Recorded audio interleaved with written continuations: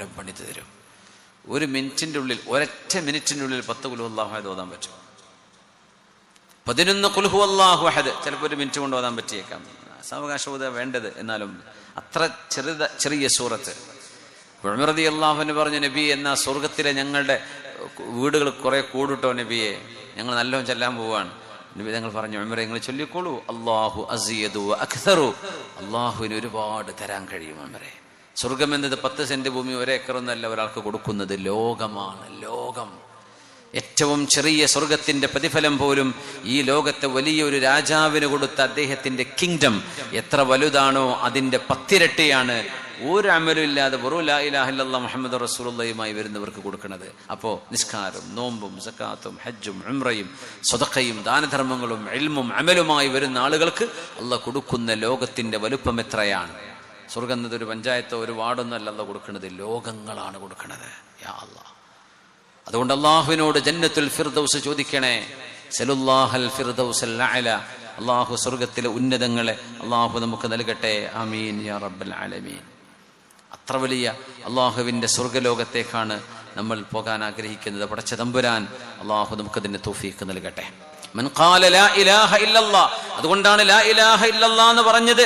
ആ കലിമ ചൊല്ലുന്നവർക്ക്, ആ അഖീദയുള്ളവർക്ക് സ്വർഗമുണ്ട് എന്ന് തങ്ങൾ പറഞ്ഞപ്പോൾ അബൂ ഹുറൈറ റളിയല്ലാഹു അൻഹു നബി തങ്ങളുടെ ചെരുപ്പും പിടിച്ചിട്ട് വരെ സാക്ഷി പറഞ്ഞുകൊണ്ട് ഓടിയിട്ടുണ്ട്. പക്ഷെ തങ്ങൾ മുആദ് തങ്ങളോട് പറഞ്ഞു, മുആദ് ഇപ്പൊ പറയണ്ട എന്ന് പറഞ്ഞു.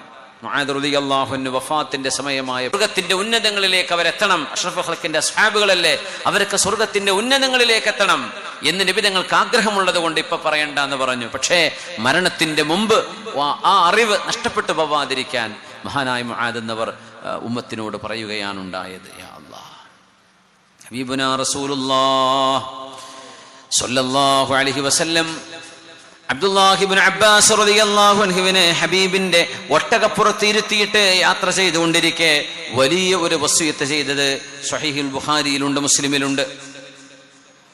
യാ ഗുലാം ഇന്നി ഉഅല്ലിമുക കലിമാത്ത്, മോനെ നിങ്ങൾക്ക് ഞാൻ ചില കാര്യങ്ങൾ പഠിപ്പിച്ചു തരട്ടെയോ. യഹ്ഫദില്ലാഹ യഹ്ഫദുക്, അല്ലാഹുവിനെ സൂക്ഷിക്കണമേ, അല്ലാഹു നിന്നെ സംരക്ഷിക്കും. യഹ്ഫദില്ലാഹ തജിദുഹു തുജാഹക്, നമ്മുടെ വിദ്യാർത്ഥിനികളോട്, യുവതികളോട് യഹ്ഫദില്ലാഹ്, നിങ്ങൾ അല്ലാഹുവിനെ സൂക്ഷിക്കുകയാണെങ്കിൽ തജിദുഹു തുജാഹക്, നിങ്ങളുടെ പ്രശ്നങ്ങൾക്ക് മുമ്പിൽ അല്ലാഹു പരിഹാരവുമായി വരുന്നത് നിങ്ങൾക്ക് കാണാൻ കഴിയും. വഇദാ സഅൽത ഫസ്അലില്ലാഹ് വഇദാ ഇസ്തഅൻത ഫസ്തഇൻ ബില്ലാഹ്, അല്ലാഹുവിന്റെ നാമം ഉച്ചരിച്ചുകൊണ്ടാണ്, റബ്ബിനോടാണ് നിങ്ങൾ ചോദിക്കേണ്ടത്, സഹായമർത്ഥിക്കേണ്ടത്. ഏത് മനുഷ്യനോടോ, അള്ളാഹുവിന്റെ ഒരു ആരിഫിനോടോ, ഒരു വലിയനോടോ, ഒരു സ്വാലിഹിനോടോ നിങ്ങൾ ഇസ്തിശ്ഫാ ചെയ്താലും അവരോട് സഹായമർത്ഥിച്ചാലും അതിന്റെ ദാതാവ് അല്ലാഹു റബ്ബുൽ ഇസ്സത്ത് തന്നെയാണ്.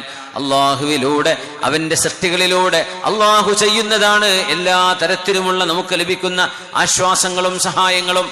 അള്ളാഹു ആകാശത്തുനിന്ന് പൈസ വേണം റബ്ബേ, സമ്പത്ത് വേണമെന്ന് ചോദിച്ചാൽ ആകാശലോകത്ത് നിന്നല്ലാതെ മഴയായി പെയ്യുന്നത് മനുഷ്യരുടെ കൈകളിലൂടെയാണ് അള്ളാഹു തരുന്നത്. എന്നാൽ അവരാ തരുന്നത് അള്ളാഹുവാണ്, അവരെ കൊണ്ടത് ചെയ്യിപ്പിക്കുന്നത്. അതുകൊണ്ട് കാര്യങ്ങളുടെ അടിസ്ഥാനം അള്ളാഹുവിന്റെ ഖമാണ്. നിങ്ങളുടെ അസുഖം മാറാൻ വേണ്ടി എല്ലാവരും അധ്വാനിക്കാൻ തുടങ്ങി, ചികിത്സക്ക് ഫണ്ട് ശേഖരിക്കാൻ തുടങ്ങി. നിങ്ങളുടെ മക്കളെ കെട്ടിക്കണം, അതിന് സഹായം ചെയ്യാൻ എല്ലാവരും തീരുമാനിച്ചു. ഇങ്ങനെ നിങ്ങൾക്ക് എന്തെങ്കിലും ഒരു ഉപകാരം, ജനങ്ങൾ എല്ലാവരും ഒരാളും വിട്ടുപോകാതെ, 7 ബില്യൺ ആളുകളുണ്ടെന്നാ പറയാ ലോകത്ത്, ആ 7 ബില്യൺ ആളുകളും അതിൽപ്പെട്ട ഒരാളെ സഹായിക്കാൻ വേണ്ടി മുന്നോട്ട് വന്നു എന്നിരിക്കട്ടെ.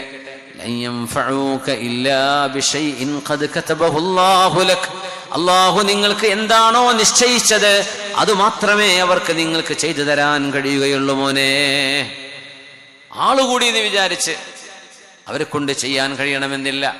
ഈ ആളുകളെ മുഴുവൻ അവരുടെ ഹൃദയങ്ങളെ നിയന്ത്രിക്കുന്നത് അള്ളാഹുവാണ്. നിങ്ങളെ വധിക്കണമെന്നോ കൊല്ലണമെന്നോ ഇല്ലായ്മ ചെയ്യണമെന്നോ തകർക്കണമെന്നോ അപമാനിക്കണമെന്നോ ലോകത്തുള്ള മുഴുവൻ ആളുകളും തീരുമാനിച്ചു. എല്ലാ വ്ളോഗർമാരും, എല്ലാ ചാനലുകാരും, എല്ലാ മീഡിയക്കാരും തീരുമാനിച്ചു എന്ന് വിചാരിക്കുക. ഇല്ലാ ബിശൈഇൻ ഖദ് കതബഹുല്ലാഹു അലൈക്. നിങ്ങൾക്ക് സംഭവിക്കണമെന്ന് റബ്ബ് തീരുമാനിച്ച ഒരു പരീക്ഷണമാണെങ്കിൽ മാത്രമേ അത് അവരുടെ കൈകളിലൂടെ അല്ലാഹ് നടത്തുകയുള്ളൂ. ഇല്ലേ അവരാർക്കും ഒന്നും ചെയ്യാൻ കഴിയില്ല. അള്ളാഹുവിന്റെ ഖളാ ആണ് നടക്കുന്നത്. അള്ളാഹുവിന്റെ ഖളാ ആണ് മോനെ നടക്കുന്നത്. റുഫിഅത്തിൽ അഖ്ലാം വജഫത്തിസ് സുഹുഫ്. പേനകൾ ഉയർത്തപ്പെട്ടു. മലക്കുകളാണ് മനുഷ്യരുടെ ഖദർ ഖളാഉകൾ എന്ന് രേഖപ്പെടുത്തിയത് ലൗഹുൽ മഹ്ഫൂദിൽ. അള്ളാഹു പറഞ്ഞതനുസരിച്ച് പേനകൾ ഉയർത്തപ്പെട്ടു മോനെ, പേജുകൾ ഉണങ്ങിക്കഴിഞ്ഞു. റുഫിഅത്തിൽ അഖ്ലാം വജഫത്തിസ് സുഹുഫ് എന്ന് മഹാനായ റസൂലുള്ളാഹി സ്വല്ലല്ലാഹു അലൈഹി വസല്ലം. അതുകൊണ്ട് ഒരു കൊച്ചുമോനെ മഹാനായ അഷ്റഫുൽ ഖൽഖ് സ്വല്ലല്ലാഹു അലൈഹി വസല്ലം തങ്ങൾ ഉപദേശിച്ചത് എത്ര മനോഹരമാണിത്. വല്ലാത്തൊരു വസിയ്യത്താണ്. നമ്മുടെ മക്കൾ ക്യാമ്പസുകളിലേക്ക് പോകുമ്പോൾ, സ്കൂളിലേക്ക് പോകുമ്പോൾ, കോളേജുകളിലേക്ക് പോകുമ്പോൾ മോനെ അള്ളാഹുവിനെ സൂക്ഷിക്കണമേ. നിങ്ങൾ പല ജെൻഡറും ഒരുമിച്ച് കൂടുന്ന നിങ്ങളുടെ ക്ലാസ് റൂമുകൾ, നിങ്ങൾ യാത്ര ചെയ്യുന്നത്, നിങ്ങൾ സ്റ്റഡി ടൂർ പോകുന്നത്, നിങ്ങളുടെ ക്യാമ്പസിൽ നടക്കുന്ന ഫെസ്റ്റിവലുകൾ, അവിടുത്തെ പ്രോഗ്രാമുകൾ, ഇതിലൊക്കെ കണ്ണും മനസ്സും കാതും സൂക്ഷിക്കേണ്ടതുണ്ട്. മോനെ അള്ളാഹുവിനെ സൂക്ഷിക്കണമേ. നീ അള്ളാഹുവിനെ സൂക്ഷിക്കുകയാണെങ്കിൽ നിന്റെ സംരക്ഷണം അള്ളാഹു ഏറ്റെടുത്തു എന്ന് നബിയുനാ റസൂലുള്ളാഹി സ്വല്ലല്ലാഹു അലൈഹി വസല്ലം. പ്രാർത്ഥനയ്ക്ക് ഉത്തരമുണ്ടായിരുന്ന സ്വഹാബി സഅദ് ഇബ്നു അബീ വഖാസ് റളിയല്ലാഹു അൻഹു. സഅദ് റളിയല്ലാഹു അൻഹു അറിയപ്പെടുന്നത് മുസ്തജാബുദ് ദഅവ, ദുആഇന് ഉത്തരമുള്ള സ്വഹാബി എന്ന അർത്ഥത്തിലാണ്. സഅദ് തങ്ങൾ നബിയോട് വന്ന് ചോദിച്ചതാണ്, യാ റസൂലല്ലാഹ്, പുന്നാര നബിയേ, ഉദ്ഉല്ലാഹ അൻ യജ്അലനി മുസ്തജാബദ് ദഅവ. അല്ലാഹുവിനോടൊന്ന് ദുആ ഇറക്കണേ നബിയേ, എന്റെ ദുആഇന് ഉത്തരം വേണം, ദുആക്ക് ഉത്തരമുള്ള ആളാവണേ അല്ലാഹ് എന്ന്. നബിയെ എനിക്ക് വേണ്ടി അങ്ങ് ദുആ ഇറക്കണേ നബിയെ, അല്ലാഹു എന്നെ ദുആക്ക് ഉത്തരമുള്ള ആളാക്കി തരണം. ഹബീബായ നബി തങ്ങളോട് സഅദ് റളിയല്ലാഹു അൻഹു നബി തങ്ങൾ പറഞ്ഞു, സഅദേ അത്യിബ് മത്അമക തകുൻ മുസ്തജാബദ് ദഅവ. നിങ്ങൾ കഴിക്കുന്ന ഭക്ഷണം, അതായത് നിങ്ങളുടെ ജോലി, നിങ്ങളുടെ വരുമാനം, നിങ്ങളുടെ സമ്പത്ത് ഹലാലായ വരുമാനമാണെങ്കിൽ ആ ഓരോ മനുഷ്യരുടെ ദുആക്ക് ഉത്തരം ഉണ്ടാവും. മുഅ്മിനീങ്ങളാണെങ്കിൽ ഹലാലാണ് തിന്നുന്നതെങ്കിൽ, തിന്നുക പറഞ്ഞ ഒരു തിന്നൽ കുടിക്കൽ മാത്രമല്ല, നിങ്ങൾ ഉപയോഗിക്കുന്നത്, നിങ്ങൾ കഴിക്കുന്നത്, നിങ്ങൾ ഉടുക്കുന്നത്, പലിശയുമായി ബന്ധപ്പെട്ട ഇടപാടുകൾ അതിലില്ല എന്ന് ഉറപ്പുവരുത്താൻ കഴിയുമെങ്കിൽ. ഞാൻ ചോദിക്കല്ല, നിങ്ങളോട് അതിന് ഉത്തരം പറഞ്ഞാൽ മതി. ബാങ്കുമായി ഇടപെട്ട് പലിശ കൊടുക്കാനോ വാങ്ങാനോ ഇല്ലാത്ത എത്ര വീട് നമ്മുടെ മഹല്ലിൽ കാണാം. നമ്മുടെ വീടിൻ്റെ ആധാരം, സ്ഥലത്തിൻ്റേത്, ഗോൾഡ്, ഓർണമെന്റ്സുകൾ, ഇതൊക്കെ കൊണ്ടുപോയി പണയപ്പെടുത്തി പലിശ വാങ്ങിക്കാത്ത എത്ര വീടുകൾ നമ്മുടെ നാട്ടിലുണ്ടാവും മുസ്ലിമീങ്ങളുടെ. നമ്മൾ പറയും പലിശ എന്നത് വൻപാപങ്ങളിൽപ്പെട്ട പാപമാണ്. അതിലേറ്റവും ചെറുത് എന്ന് പറയുന്നത് സ്വന്തം മാതാവിനെ വ്യഭിചരിക്കുന്നതിനോളം ഗുരുതരമാണെന്ന് പുണ്യ നബി സല്ലല്ലാഹു അലൈഹി വസല്ലം.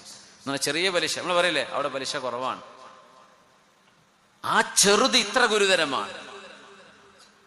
അപ്പൊ അത് കൊടുക്കുകയും വാങ്ങിക്കുകയും ഒരു മടിയുമില്ലാതെ പലിശ തരാം, മാസാമാസം ഇത്ര അടച്ചു തരാം, അത് അടച്ചു തീർത്താൽ പിന്നെ വേറൊന്ന് കൊണ്ടുപോയി വെക്കും. അപ്പൊ തന്നെ ചിലർക്ക് ഇതൊരു ലഹരിയാണ്. ബാങ്കിൽ എന്തെങ്കിലും ഇല്ലെങ്കിൽ പിന്നെ ഉറക്കം വരില്ല. ഇങ്ങനത്തെ ആളുകളുടെ ദുആക്ക് എങ്ങനെ ഉത്തരം കിട്ടാനാണ്?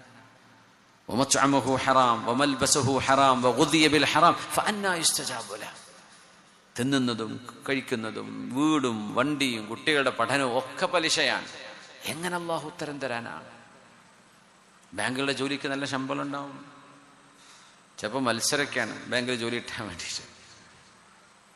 അല്ലാഹു യുദ്ധം ചെയ്ത ഒരു പരിപാടി വേണം എന്ന് നമ്മൾ പറയുന്നത് പോലും എത്ര വലിയ തെറ്റാണ്. എത്ര ഹലാലായ ഓപ്ഷനുകൾ ലോകത്തുണ്ട്, എത്ര ഹലാലായ ജോലികൾ ലോകത്തുണ്ട്. പലിശയുമായി ഡയറക്റ്റ് ബന്ധമുള്ള ജോലികൾ നമുക്ക് പാടില്ലാത്തതാണ്. വരുമാനം കുറവായിട്ടല്ല, നല്ല ശമ്പളം ഉണ്ടായിരിക്കും, നല്ല വരുമാനമായിരിക്കും, പക്ഷെ നമുക്കത് പാടില്ല. അപ്പോഴൊക്കെയാണ് ഈമാനും തഖ്വയും ബോധ്യപ്പെടുക. അവിടെയാണ് നമ്മുടെ വിശ്വാസം. നമ്മുടെ മക്കളെ ഒരു ബാങ്കിലൊക്കെ ജോലി കിട്ടി എന്നൊക്കെ പറയുമ്പോൾ വലിയ അഭിമാനത്തോടു കൂടെ പറയും, മോൻ HSBCയിലാണ് ജോലി എടുക്കുന്നത്, എൻ്റെ മോൻ ബാർക്ലേസിലാണ് ജോലി ചെയ്യുന്നത്, വലിയ വലിയ വെസ്റ്റേൺ ബാങ്കുകളിൽ. അത്ഭുതത്തോടുകൂടെ അഭിമാനത്തോടുകൂടെ പറയാം. പലിശയല്ലേ അത്? അവർ തിന്നുന്നത്, അവർ നിങ്ങൾക്ക് അയച്ചു തരുന്നത്, അവരുടെ സമ്പാദ്യം കൊണ്ട് നിങ്ങൾ യാത്ര ചെയ്യുന്നത് ഒക്കെ പലിശയായി പോയില്ലേ? ഫഅന്നാ യുസ്തജാബു ലഹു. എങ്ങനെയാണ് അവർക്ക് ദുആഇന് ഉത്തരം കിട്ടുന്നത് എന്ന് പുണ്യ നബി സല്ലല്ലാഹു അലൈഹി വസല്ലം.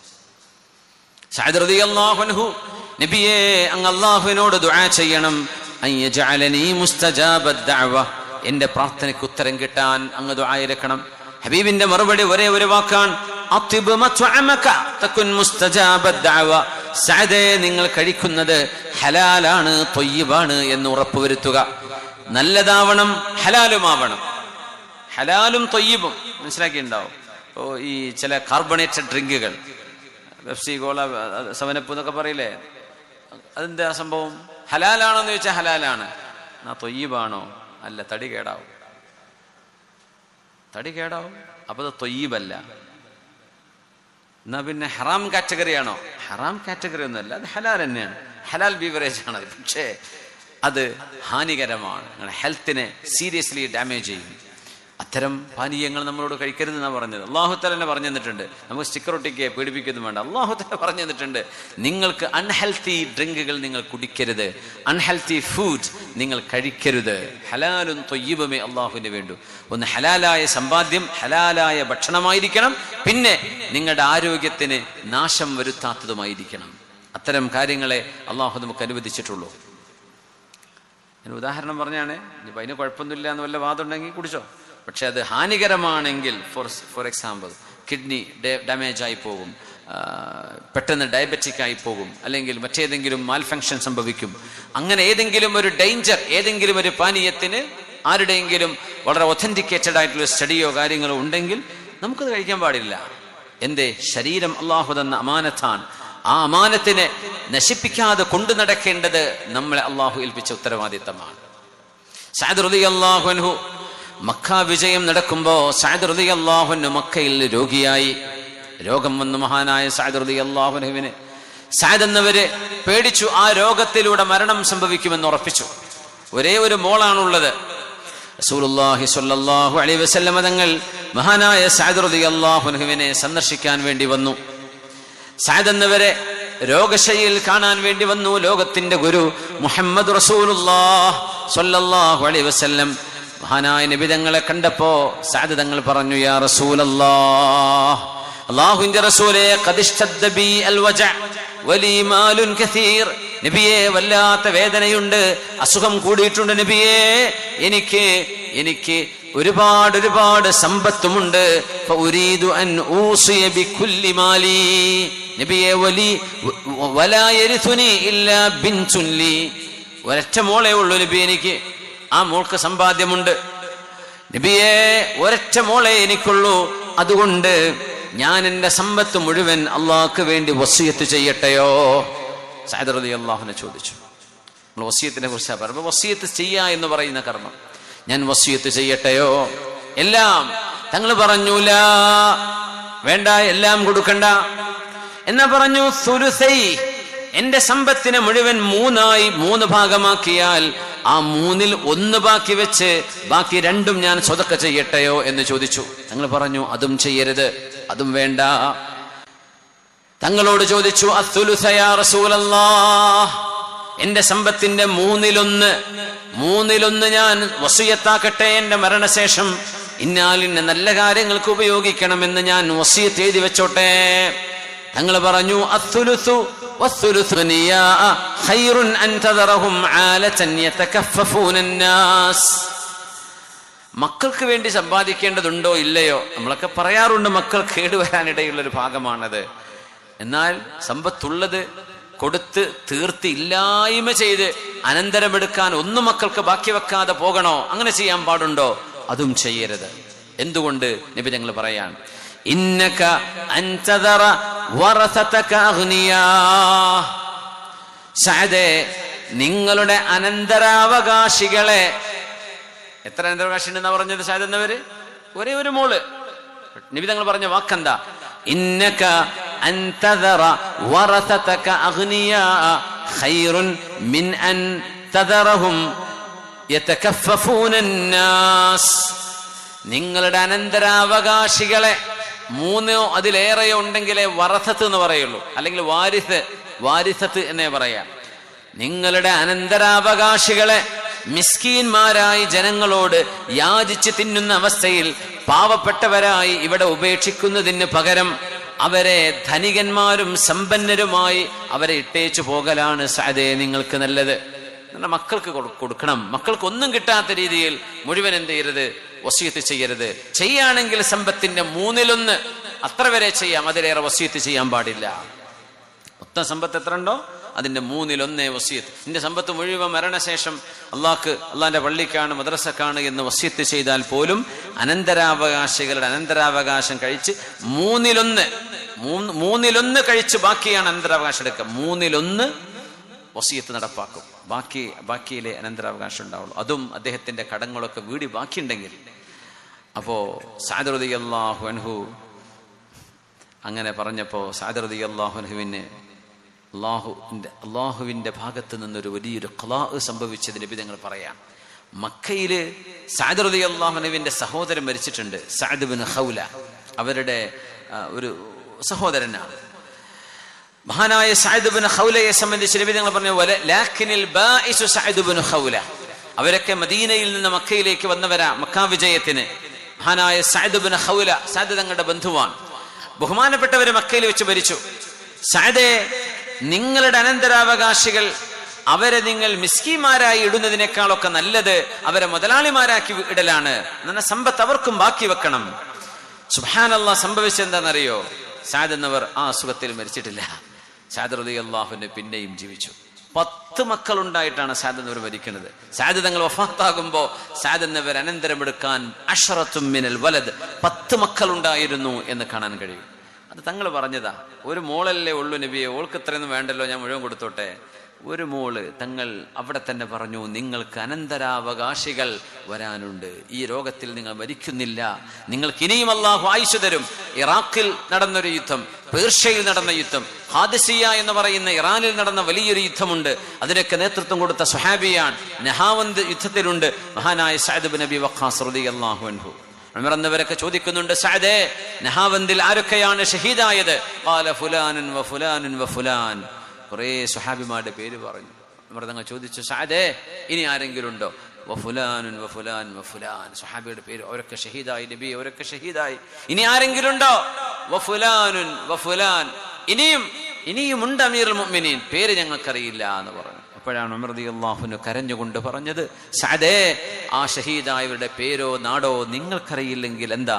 അല്ലാഹു അറഫഹും, അല്ലാഹുവിനവരറിയാം, അവരൊക്കെ ശുഹദാക്കളാണ് എന്ന് മഹാനായ ഉമർ തങ്ങൾ പറഞ്ഞത് സഅദ് എന്നവരോടാണ്. പേർഷ്യൻ രാജാവിന്റെ കൊട്ടാരത്തിന്റെ മുന്നിലുണ്ടായിരുന്ന ആയിരക്കണക്കിന് മുത്തുകൾ, ഞാൻ അങ്ങനെ തന്നെ പറയാം, ആയിരക്കണക്കിന് മുത്തുകളും പവിഴങ്ങളും ഉണ്ടായിരുന്ന വലിയൊരു കാർപ്പറ്റ്, കോടിക്കണക്കിന് രൂപകൾ വിലമതിക്കുമായിരുന്ന വലിയൊരു ആർഭാടത്തിന്റെ കാർപ്പറ്റ് മദീനയിലേക്ക് കൊണ്ടുവന്നത് സഅദ് റളിയല്ലാഹു അൻഹുവിന്റെ സംഘമാണ്. ഖാദിസിയ യുദ്ധം കഴിഞ്ഞിട്ട് ആ സംഘത്തെക്കുറിച്ചാണ് മഹാനായ ഉമർ എന്നവർ പറഞ്ഞത്, ഇന്ന ഹൗലാഇ ലഉമനാ. ഈ ദൗത്യം ചെയ്ത മുഴുവൻ ആളുകളും സത്യസന്ധന്മാരാണ്. അവർ ഏറ്റവും നല്ല നന്മ ചെയ്തവരാണ്. അവർ സത്യസന്ധന്മാരാണ്. ആ സമയത്ത് അലി റളിയല്ലാഹു അൻഹു പറഞ്ഞു, ഉമറേ, അമീറുൽ മുഅ്മിനീൻ, അവർ സത്യസന്ധന്മാരായതിൽ എന്ത് അത്ഭുതമുണ്ട്. നിങ്ങൾ സത്യസന്ധനാണ്, അപ്പൊ നിങ്ങളുടെ അനുയായികൾ സത്യസന്ധരാണ്. നിങ്ങൾ സുഖലോലുപനായിരുന്നുവെങ്കിൽ നിങ്ങളുടെ അനുയായികളും ഇതിനെ കെട്ടുകൊണ്ടുപോയി സുഖിക്കുമായിരുന്നു. പക്ഷെ നിങ്ങളുടെ മാതൃക അതല്ല. നിങ്ങൾ സത്യം കാണിച്ചു കൊടുത്തു ഉമറേ, അതുകൊണ്ട് അവരും സത്യമാണ് ചെയ്തത്. ഇതിനൊക്കെ നേതൃത്വം കൊടുത്ത ആളാണ്. അതൊക്കെ തങ്ങളുടെ വഫാത്തിന് ശേഷം. തങ്ങൾ ജീവിച്ചിരിക്കുമെന്ന് നബിയെ, ഞാൻ മരിക്കാനായല്ലോ എന്നാ പറഞ്ഞത്. തങ്ങളുടെ സൂചന കൊടുത്തു, മരിക്കാനായിട്ടില്ല. അങ്ങനെ സഅദ് എന്നവർ രോഗം മാറി മദീനയിലേക്ക് തിരിച്ചു വന്നു. മഹാനായ സിദ്ദീഖ് എന്നിവരുടെ കാലം, ഉമർ എന്നിവരുടെ കാലം, ഉസ്മാൻ തങ്ങളുടെ കാലം വരെ ജീവിച്ചു. മഹാനവരുടെ മരണം നടന്ന ഏത് ഖിലാഫത്തിലാണെന്ന് എനിക്കറിയില്ല. പക്ഷെ ഉമർ റളിയല്ലാഹു അൻഹുവിന്റെ കാലത്തെ ഫുതൂഹാത്തുകളിൽ മുഴുവൻ സഅദ് റളിയല്ലാഹു അൻഹുവിനെ കാണാൻ കഴിയും. റളിയല്ലാഹു തആല അൻഹു. സഅദ് റളിയല്ലാഹു അൻഹു മരണമാസന്നമായപ്പോ സ്വഹീഹ് മുസ്ലിമിലുള്ള ഹദീസുണ്ട്, ഇൽഹദൂലി ലഹദാ. മഹാനവരുടെ അസറാണത്.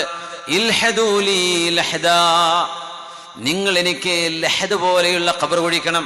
ഖബർ 2 വിധമാണ്, ഷഖ്, ലഹദ്. നമ്മുടെ നാട്ടിലൊക്കെ ഷക്കാണ്. ഉറച്ച ഭൂമിയാണെങ്കിൽ നേരെ കുഴിയെടുക്കുക, മയ്യത്തിനെ നേരെ കിടത്തുക, മേലെ മൂടുക. ലഹദ് എന്ന് പറഞ്ഞാൽ ഖബർ ഒരു വലിയ കുഴിയെടുക്കുക, ഉള്ളിലേക്ക് തുരന്ന് ഒരു കുഴിയെടുക്കുക. നിങ്ങൾ സൗദി അറേബ്യയിലൊക്കെ പോയിട്ടുണ്ടെങ്കിൽ ഗൾഫ് നാടുകളിലൊക്കെ ലഹദ ചെയ്യുക. ഇടിയുന്ന മണ്ണാണ്. അപ്പോൾ മണ്ണിൻ്റെ അടിഭാഗം കൊണ്ടുപോയി തുരന്നിട്ട് ഒരു മയ്യത്തിന് കിടക്കാനുള്ള സ്ഥലം വെക്കും, ബാക്കി അവിടെ നടക്കും, പിന്നെ അങ്ങ് മണ്ണിട്ട് മൂടും. അതിനാണ് ലഹദ് എന്ന് പറയാ. ഇൽഹദൂലി ലഹ്ദാ, ഹബീബായ നബി തങ്ങളെ സ്വല്ലല്ലാഹു അലൈഹി വസല്ലമ തങ്ങളെ മറവ് ചെയ്ത പോലെ എന്നെ ലഹ്ദിലാണ് മറവ് ചെയ്യേണ്ടത്.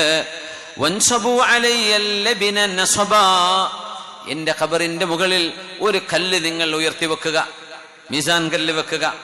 കമാ ഫഅല ബിറസൂലില്ലാഹ് സ്വല്ലല്ലാഹു അലൈഹി വസല്ലം, അല്ലാഹുവിന്റെ റസൂലിന് ചെയ്യപ്പെട്ടതുപോലെ അത്രയും ലളിതമായി മരിച്ചു പോകാനാണ് ഞാൻ ആഗ്രഹിക്കുന്നത്. നിങ്ങൾ അങ്ങനെയാണ് എന്നോട് ചെയ്യേണ്ടത് എന്ന് മഹാനായ സഅദ് ഇബ്നു അബീ വഖാസ് റളിയല്ലാഹു അൻഹു.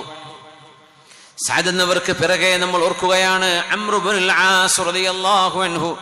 ദാഹിയത്തും മിൻ അദ്ഹൽ അറബ്, അറബ് ലോകം കണ്ട, ഉമ്മത്ത് കണ്ട ഏറ്റവും വലിയ ബുദ്ധിമാനായിരുന്നു, യുക്തിയുള്ള മഹാനായിരുന്നു അംർ ഇബ്നുൽ ആസ് റളിയല്ലാഹു അൻഹു. ആഫ്രിക്കയിലേക്ക് ദീനിന്റെ വെളിച്ചം കൊണ്ടുപോയ സ്വഹാബി. മഹാന്റെ മരണം അവരുടെ മകനായ അബ്ദുല്ലാഹി ഇബ്നു അംർ ഇബ്നുൽ ആസ് റളിയല്ലാഹു അൻഹു വിവരിക്കുന്നുണ്ട്. നമ്മളിത് കഴിഞ്ഞ ആഴ്ച ഒരു ക്ലാസ്സിൽ ആ ഒരൊറ്റ വസിയത്തിനെ സംബന്ധിച്ച് കുറിച്ച് മാത്രം ഒരു വാഴ്ന്നു പറഞ്ഞിട്ടുണ്ടായിരുന്നു. ഞാൻ ആവർത്തിക്കുകയല്ല. നമുക്ക് ഒരുപാട് ഓൺലൈൻ പരിപാടി വീക്ഷിക്കുന്ന ഒരുപാട് സഹോദരിമാർ, ഒരുപക്ഷെ ഈ ഒരു 8-10 പരിപാടികളായി ഒരു 2 ആഴ്ചക്കുള്ളിൽ തന്നെ. അപ്പോൾ അത് ഞാൻ ആവർത്തിക്കുകയല്ല. ആവർത്തനം വിരസതയുണ്ടാവും. വിരസത ഉണ്ടാകുമ്പോൾ മടുപ്പ് വരും. അപ്പോൾ ദീനിനോട് മടുപ്പ് വരാൻ പാടില്ല. അതുകൊണ്ട് അത് മറ്റേതെങ്കിലും ആൾ നിങ്ങൾക്ക് കേൾക്കാൻ പറ്റും. ഞാൻ ദീർഘമായിട്ട് പറയല്ല. അംർ ഇബ്നുൽ ആസ് റളിയല്ലാഹു അൻഹു മരണമാസന്നമായപ്പോൾ ചുമരിലേക്ക് മുഖം പൊത്തിയിട്ട് കരഞ്ഞിട്ടുണ്ട്. സഅദ് റളിയല്ലാഹു അൻഹു ചുമരിലേക്ക് മുഖം പൊത്തി കരഞ്ഞിട്ടുണ്ട്. ഞാനിവിടെ സൂചിപ്പിച്ചത് ഒരു കാര്യം എന്താണെന്ന് വെച്ചാൽ, ദീൻ എത്ര പഠിച്ചാലും തീരാത്തൊരു ലോകമാണ്, എത്ര പറഞ്ഞാലും തീരാത്തൊരു ലോകമാണ്. അപ്പം അത് നമ്മുടെ പള്ളിയിൽ ഖുതുബ നിർവഹിക്കുന്ന ഉസ്താദുമാർ വെള്ളിയാഴ്ച ദിവസം ഖുതുബക്ക് മുമ്പോ ശേഷമൊക്കെ ചിലയിടത്ത് വഅ്ളുകളുണ്ടാവും, പ്രഭാഷണങ്ങളുണ്ടാവും. നാട്ടിൽ വഅ്ളുകളുണ്ടാവും, പ്രഭാഷണങ്ങളുണ്ടാവും. ജനങ്ങൾ ഇൽമ് പഠിക്കണം, അറിയണമെന്ന് ആഗ്രഹിക്കുന്നവരാണ്. അവർക്കത് വായിക്കാനും പഠിക്കാനും കിതാബ് ഓതാനും സമയം കിട്ടിയിട്ടുണ്ടാവില്ല.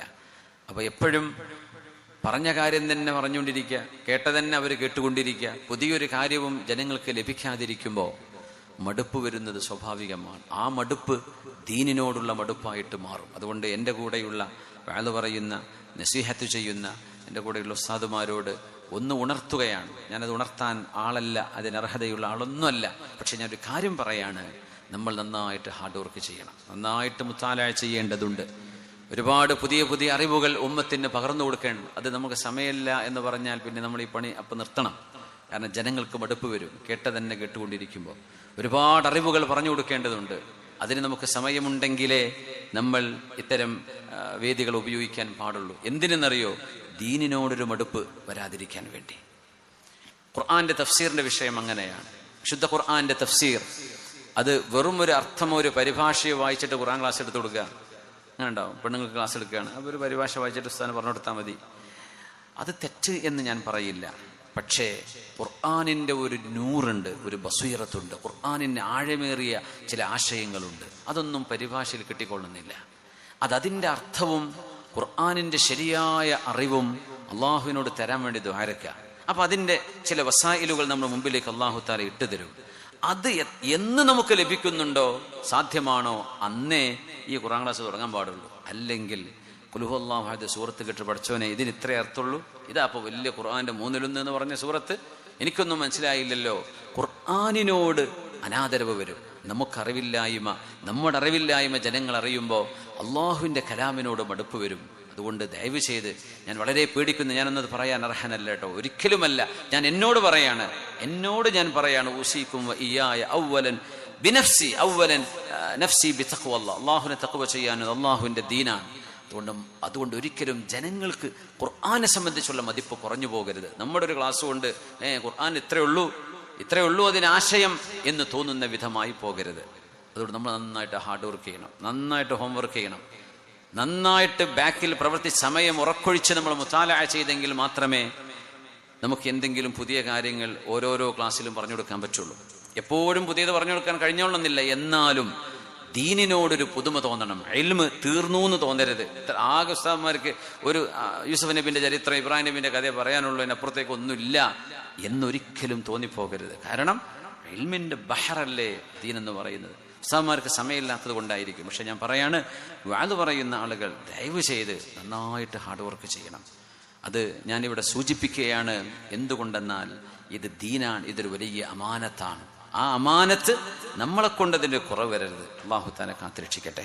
അതുകൊണ്ടാണ് അംർ ഇബ്നുൽ ആസ് റളിയല്ലാഹു അൻഹുവിൻ്റെ ആ ഒരു ഭാഗം ഞാൻ സൗകര്യപൂർവ്വം മാറ്റിവെക്കുകയാണ്. മഹാനവറുകൾ അംർ ഇബ്നുൽ ആസ് റളിയല്ലാഹു അൻഹു ആഫ്രിക്കയിലേക്ക് ദീനുമായി കടന്നു ചെന്ന ആദ്യത്തെ ആഫ്രിക്കയിലെ മസ്ജിദ് അംർ ഇബ്നുൽ ആസ് തങ്ങൾ ഉണ്ടാക്കിയ മസ്ജിദാണ്. ഇന്നോടുണ്ട് ഈജിപ്തിലെ കെയ്റോ ഇപ്പോൾ അതിൻ്റെ പുനരുദ്ധാരണമൊക്കെ കഴിഞ്ഞ് പള്ളിയൊക്കെ ഓപ്പണായി കൊടുത്തിട്ട് ആളുകൾ പൊട്ടി കരഞ്ഞുകൊണ്ട് പറഞ്ഞ 3 വിഷയങ്ങളുണ്ട്. മോനെ അബ്ദുല്ലാഹിബിൻ അംർ ഇബ്നുൽ ആസ് എന്നവര് വാപ്പയോട് ചോദിക്കുകയാണ്, വാപ്പാ നിങ്ങൾ പറയുമായിരുന്നില്ലേ വാപ്പാ, ആരെങ്കിലും മരിച്ചുപോയ ആളുകൾ മരണത്തിന്റെ രംഗം എങ്ങനെയാണെന്നൊന്ന് പറഞ്ഞു തന്നിരുന്നെങ്കിൽ എത്ര നന്നായിരുന്നു എന്ന്. ഇപ്പൊ നിങ്ങൾ മരിക്കുകയല്ലേ, അങ്ങേക്ക് പറഞ്ഞെന്നൂടെ? മഹാനായ സഅദ് എന്നവര്, മഹാനായ അംർ ഇബ്നുൽ ആസ് റളിയല്ലാഹു അൻഹു ആ രംഗം വിവരിച്ചു കൊടുക്കുന്നുണ്ട്. മോനെ, റിളവാ പർവ്വതം തലയിലേക്ക് വീഴുന്ന പോലെ, വാളും കുന്തവും എന്റെ വയറ്റിന്റെ ഉള്ളിൽ കിടന്ന് പിടയുന്ന പോലെ മരണത്തിന്റെ വേദന അസഹ്യമാണ് മോനെ. ഇത് പറഞ്ഞിട്ട് മഹാനവറുകൾ പറഞ്ഞു, ഞാൻ ഈ വിവരിച്ചതൊന്നും മരണത്തിന്റെ യഥാർത്ഥ അനുഭവമായിരിക്കണമെന്നില്ല മോനെ എന്ന് പറഞ്ഞ് കരയുമ്പോ, ഉപ്പാ നിങ്ങൾ എന്തിനാ കരയുന്നത്? ഹബീബായ റസൂലുള്ളാഹി തങ്ങളുടെ കൂടെ ജീവിച്ചവരല്ലയോ നിങ്ങൾ? മോനെ, എനിക്ക് 3 കാലഘട്ടം കഴിഞ്ഞു പോയി മോനെ. ഒന്ന്, എനിക്കൊരറിവുമില്ലാത്ത കാലം. അന്ന് ഹബീബിനോട് എനിക്ക് ദേഷ്യമായിരുന്നു. തങ്ങളെ കണ്ടാൽ കൊല്ലണമെന്ന് ഞാൻ വിചാരിച്ചിരുന്ന സമയമുണ്ട്. ഞാൻ അന്ന് മരിച്ചിരുന്നെങ്കിൽ ഞാൻ നരകത്തിലേക്ക് ഉറപ്പാണ്. പിന്നെ അള്ളാഹു എനിക്ക് ഇസ്ലാം തന്നു, ഈമാൻ തന്നു. ഞാൻ ഹബീബിനെ സ്നേഹിച്ചു. എന്റെ കണ്ണുകൊണ്ട് ഹബീബിനെ കണ്ണ് നിറയെ ഒന്ന് നോക്കാൻ പോലും എനിക്ക് കഴിയുമായിരുന്നില്ല. ബഹുമാനം കൊണ്ട്, ഹബീബിന്റെ മുഖത്തെ വഖാറ് കൊണ്ട്. ആ ഹബീബായ നബി തങ്ങളുടെ കൂടെ ജീവിച്ച കാലം ഞാൻ മരിച്ചിരുന്നെങ്കിൽ എനിക്ക് സ്വർഗം കിട്ടുമായിരുന്നു. പക്ഷേ അതിനുശേഷം അധികാരങ്ങൾ ഏൽപ്പിക്കപ്പെട്ടു. ഞാൻ ആഫ്രിക്കയുടെ അമീറായിരുന്നു. ഉമർ റളിയല്ലാഹു അൻഹുവിന്റെ വാലിയാണ്, ഗവർണറാണ്. അങ്ങനെ ഒരുപാട് സമ്പത്ത് കൈകാര്യം ചെയ്യേണ്ട അവസ്ഥകൾ വന്നു. അതിന്റെ പേരിൽ നാളെ അള്ളാഹു എന്നെ പിടിക്കുമോ എന്ന് പേടിയാകുന്നു മോനെ. എനിക്ക് പേടിയാവും. ഞാൻ മരിച്ചാൽ ആരും എന്റെ മരണത്തിൽ കരയരുത് കേട്ടോ. എന്റെ ഖബറിന്റെ അടുത്ത് 1 മണിക്കൂർ നേരം നിങ്ങൾ നിൽക്കണം. എനിക്ക് തൽഖീൻ ചൊല്ലിത്തരണം. എനിക്ക് നിങ്ങൾ അവിടെ നിൽക്കുന്നത് എനിക്ക് മലക്കുകളുടെ ചോദ്യത്തിന് ഉത്തരം ചെയ്യാൻ എന്നെ സഹായിക്കും. മഹാൻ പറഞ്ഞ വാക്കതാണ്, നിങ്ങൾ അവിടെ നിൽക്കണമേ. ഒരു ഒട്ടകത്തെ അറുത്തതിന്റെ മാംസം വിതരണം ചെയ്യുന്ന സമയം 1 മണിക്കൂർ നേരം നിങ്ങൾ എന്നോട് ഒറ്റച്ചു പോകല്ലേ, എന്നെ മറവ് ചെയ്ത് 1 മണിക്കൂർ നേരം എൻ്റെ അടുത്ത് നിൽക്കണേ. യാ അല്ലാഹ്, എന്തിന്? നിങ്ങളുടെ ആ ഒരു സാമീപ്യം കാരണം എനിക്ക് സമാധാനം ഉണ്ടാകും.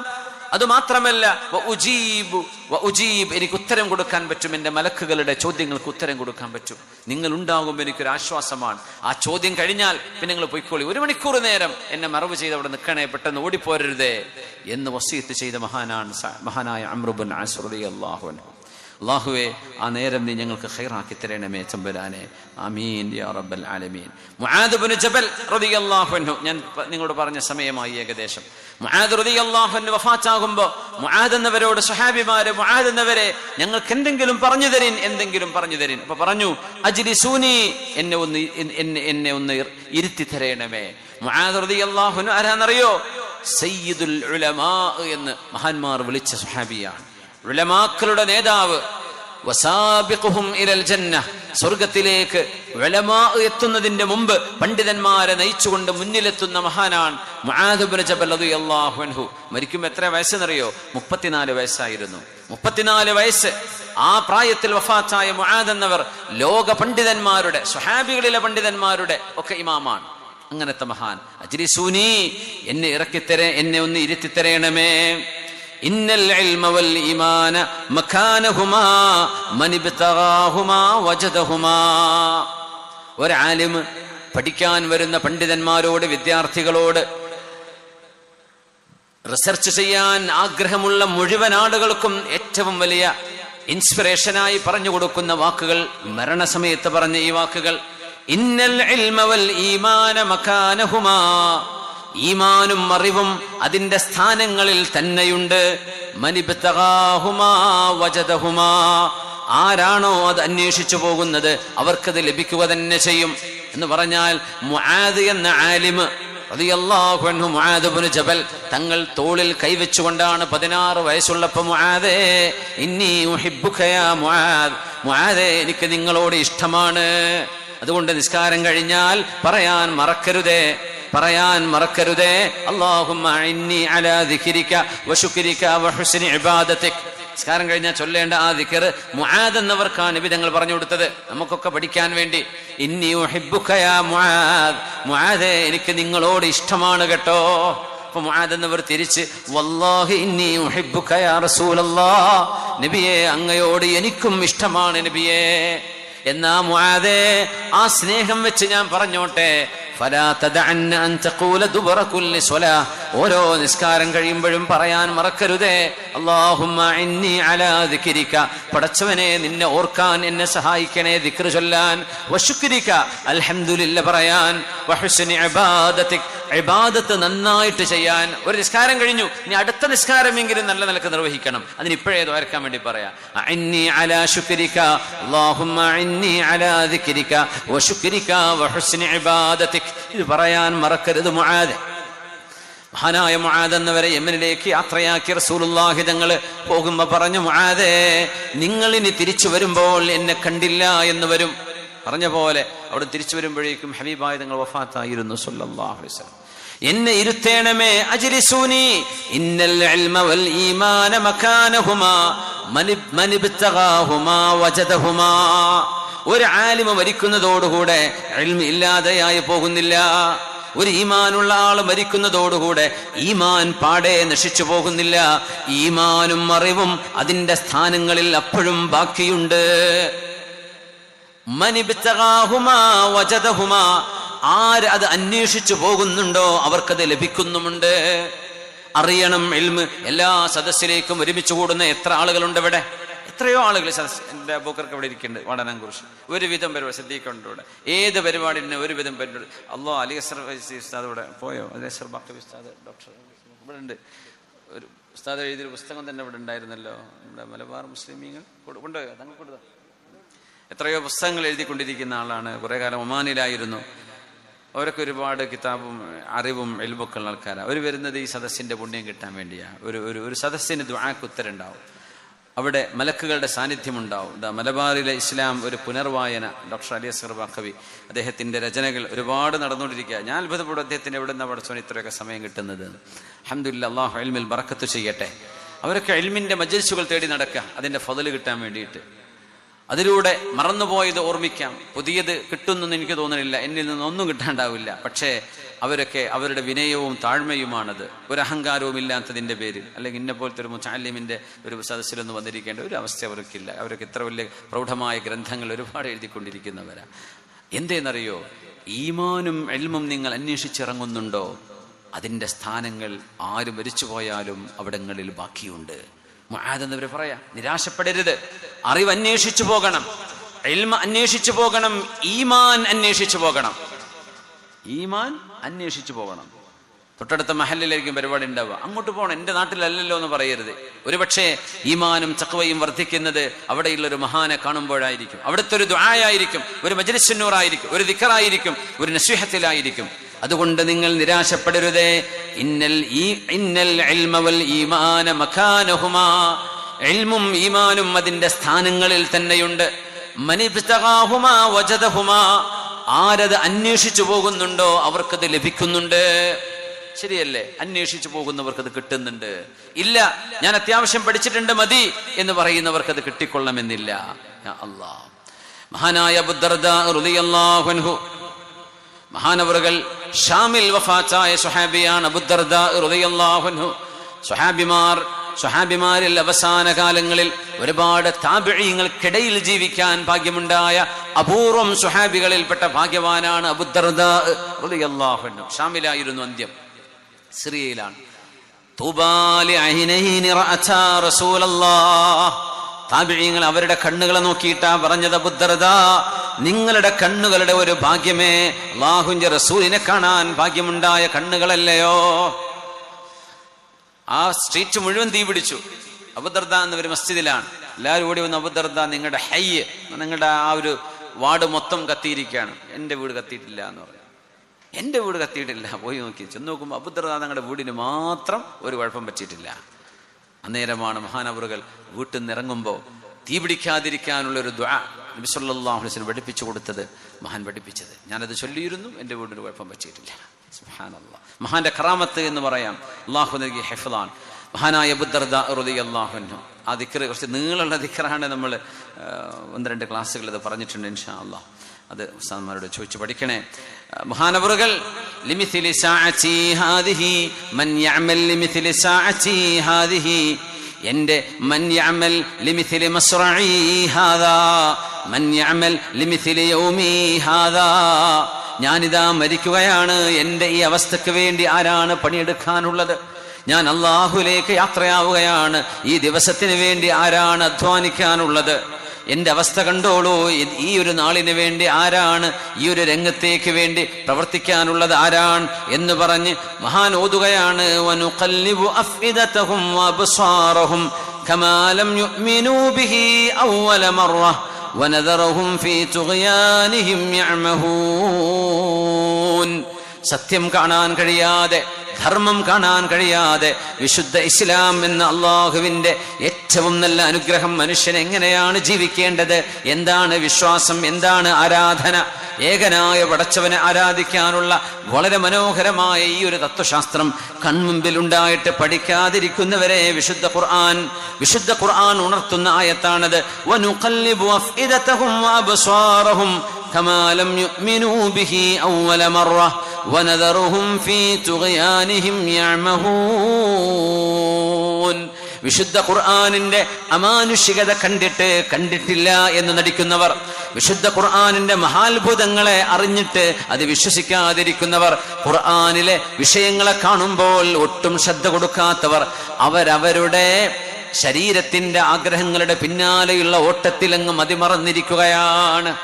ഉണരണേ ഉണരണേ, ഇത് താക്കീതാണ് എന്ന് പറയുന്ന സൂറത്തുൽ അൻആമിലെ 110-ാമത്തെ ആയത്ത്. ഈ ആയത്ത് ഓതിക്കൊണ്ടാണ് മഹാനായ അബൂദർദാ റളിയല്ലാഹു അൻഹു ലോകത്തോട് വിട പറയുന്നത്. ദൈവനിഷേധമോ മതനിരാസമോ സ്വതന്ത്ര ചിന്തകള്, ഇതൊക്കെ പിശാചിന്റെ ചിന്ത. സ്വതന്ത്ര ചിന്ത എന്ന് പറഞ്ഞാൽ എന്താ? ഒന്നും നോക്കണ്ട, നീ അടിച്ചു പിടിച്ച് ജീവിച്ചോ. റോഡിൽ ഇറങ്ങുമ്പോൾ വണ്ടി ഓടിക്കും, നീ ലൈസൻസ് ഉണ്ടോ നോക്കണ്ട, ഈ റെഡ് സിഗ്നൽ നോക്കണ്ട, ജംഗ്ഷനൊന്നും അങ്ങോട്ട് വിട്ടോ വണ്ടി എന്ന് പറഞ്ഞാൽ കുട്ടികൾക്ക് നല്ല രസമായിരിക്കും.